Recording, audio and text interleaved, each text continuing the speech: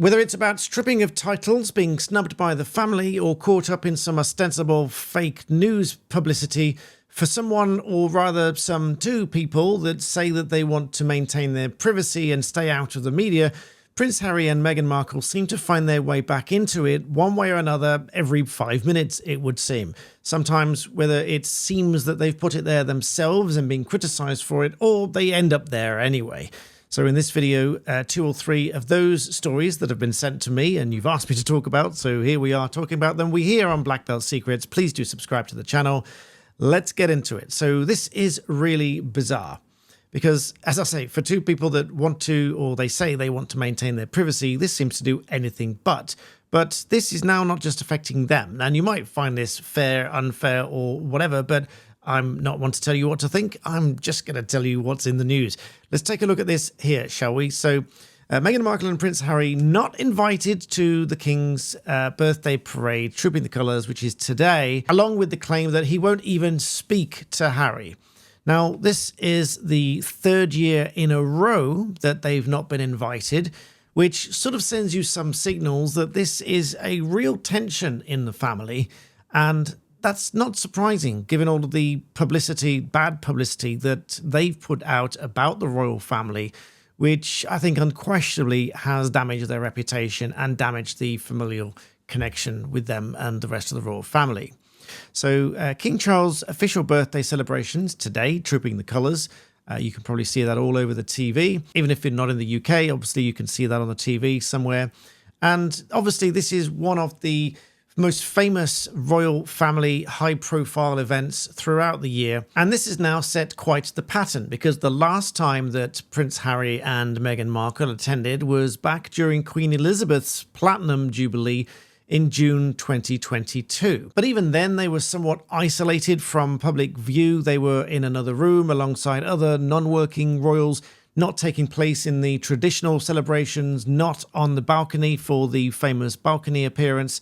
And not being invited time and time again, year on year, is building up this pattern that they are just outside of that inner circle of the royal family. You'll recall, if you saw Harry's interview with the BBC, that he said a lot, again, about his feelings about the royal family and whether or not he'd be coming to the UK and so on. He said that he can't see a world in which he would be bringing his wife and children back to the UK at this point, he said. And so with him saying that, is there any surprise that he's not invited today? But against that, so sort of contradictory statements here, he said he would love reconciliation with the family. There's no point in continuing to fight anymore. Life is precious, he said. I don't know how much longer my father has, he said. He won't speak to me because of his security stuff, but it would be nice to reconcile.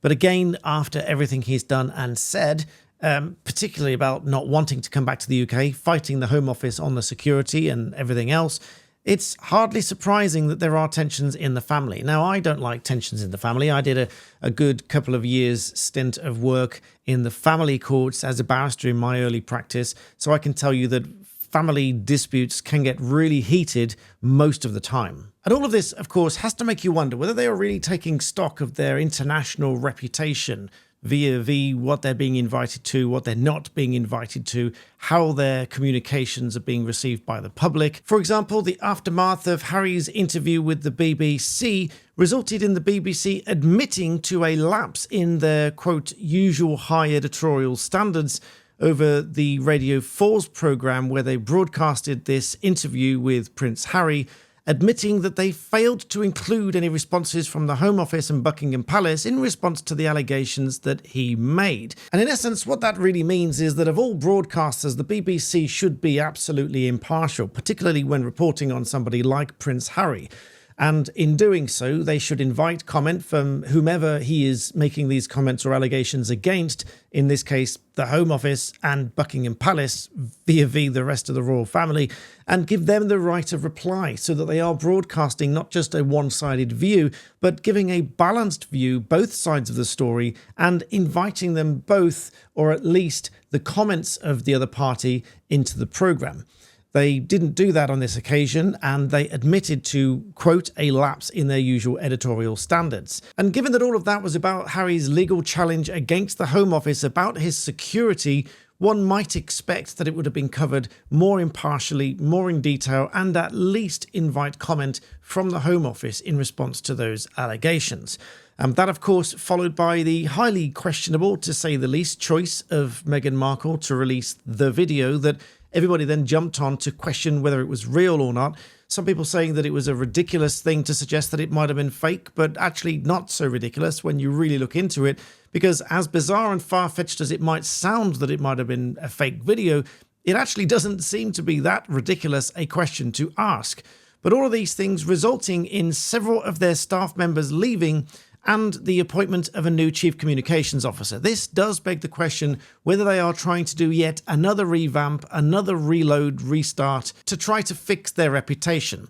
But as for fixing reputation and moving forward, the legacy, their children, this may now bring the titles back into question, which I'll discuss with you in just a moment. But first of all, if you enjoy my content, stick around for a quick word about a sponsor to my channel who really helps to support my channel here to help me grow and bring you what I really think. 2 minutes, don't go away. Now, as an aside, I've been doing some traveling around recently and had conversations and talking to people about how your machines can be hacked and compromised just by connecting to a Wi-Fi network when you're traveling around. You may be surprised at just how easy it is for some nefarious actors to hack essentially your machine or data sent to and from your machine.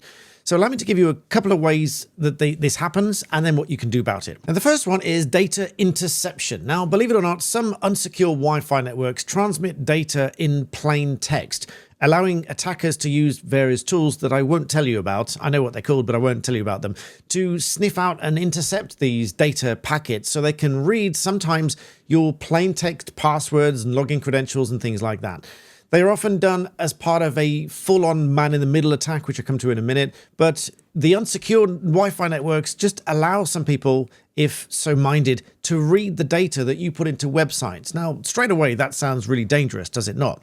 But the second full-on man-in-the-middle attack is where they use manipulative software and they position some software on the network in between you and your intended destination. So what can happen is your machine thinks you're connecting to the bank, whereas really it's connecting to a bit of software in the middle and communicating with it and sending all the data to it. And therefore the software will retain your credentials.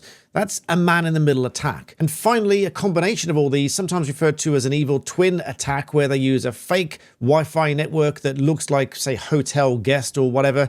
You connect to it and it forces upon you bad software and again does all of the above, steals your credentials, tracks what you're doing, and all of those kind of things. And with all these dangers around, that is why I'm happy to partner with NordVPN on this channel, because it helps to keep you safe and all of your family safe when you're out and traveling.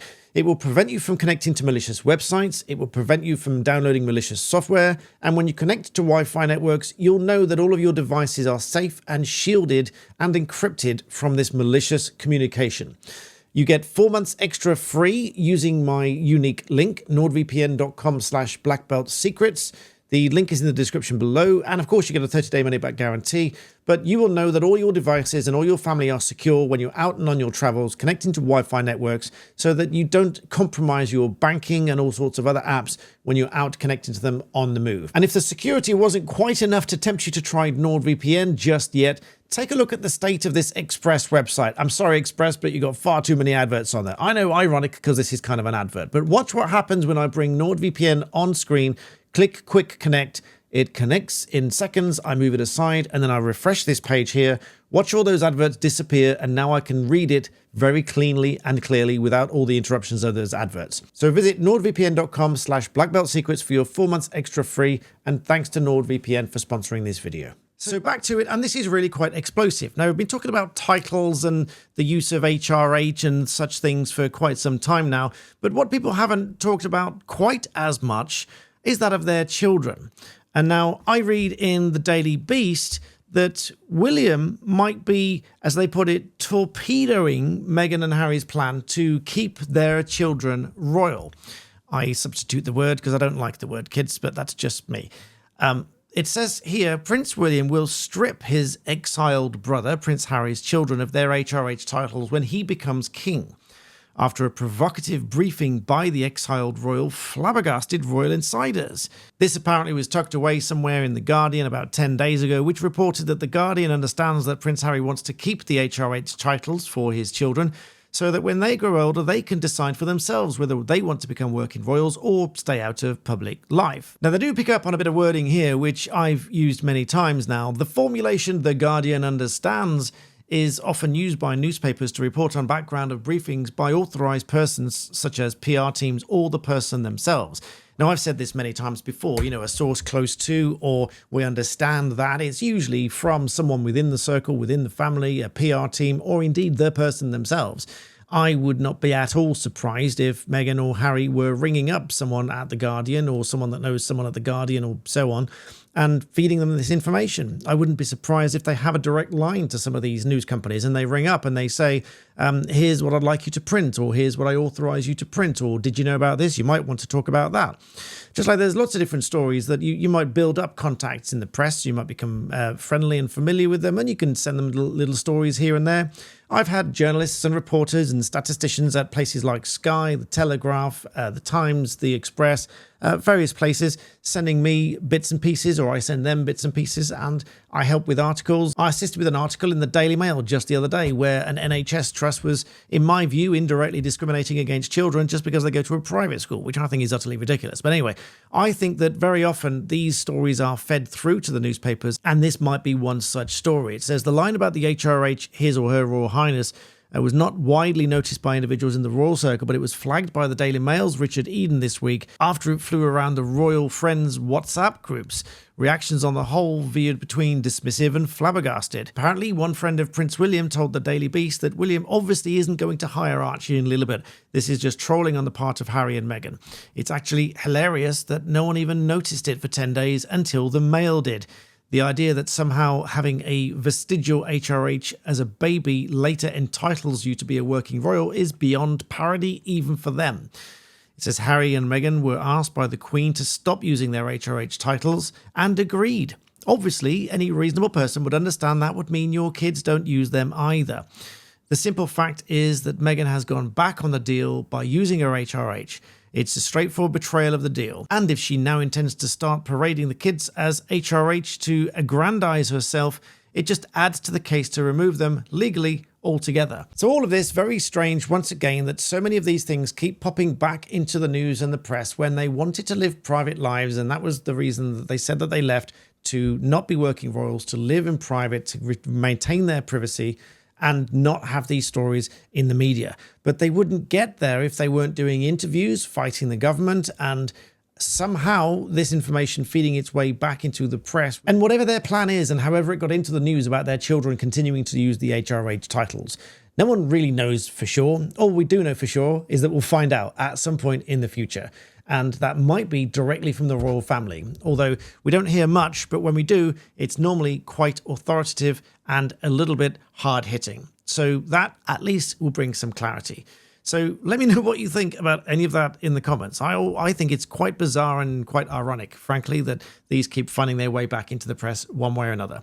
But a lot of you have emailed me to talk about these few stories in the round. Those are my views about that in general in the round, you understand? Thank you so much to any of you that have subscribed to my brand new channel, Off the Record, Black Belt Barrister, Off the Record. Almost 50,000 subscribers now in just a few days. I am so grateful for that. And here on Black Belt Secrets, we are almost at 200,000 subscribers. And thanks to you. And I promise I will go back to talk, because a lot of you, since I've suggested I will, a lot of you have asked me to talk more about my martial arts and my stretching routines, my fitness routines, my pain management routines, because little story before we go. Many of you know that I suffered a really horrific back injury many years ago. My L5 to S1 disc was ruptured, and the disc material spilled out into the spinal canal, which is actually really tiny. It's about this wide, spilled out into the spinal canal, down and butted against the left sciatic nerve, which obviously it is as painful as it sounded. And that lasted for many years, but with the help of an osteopath and stretches and routines and everything else, I did some videos on that. In fact, the video that I did now has over 4 million views, and I look and I sound terrible because I was still in pain at that time. And looking back on it, It's difficult to imagine how much pain I was really in at that time, but I will never forget it. But the stretches and the routines really helped me. Now, I still have pain from different areas, from all the training that I've done for so many decades, but the back pain has gone. So if you want to be relieved of back pain, I'll probably link that video below as well, and you can go and check that out. But let me know what you want to see in relation to my old videos. My martial arts videos are still here, but I promise I'll bring some of those back, as well as talking about these things. My secrets, this is going to become my lifestyle channel, talking about whatever, because I feel like I've got great company in you guys watching my videos, giving me messages, sending me emails, and I thank you all for it. So thank you for all your support. Thank you for watching, and I'll see you next time.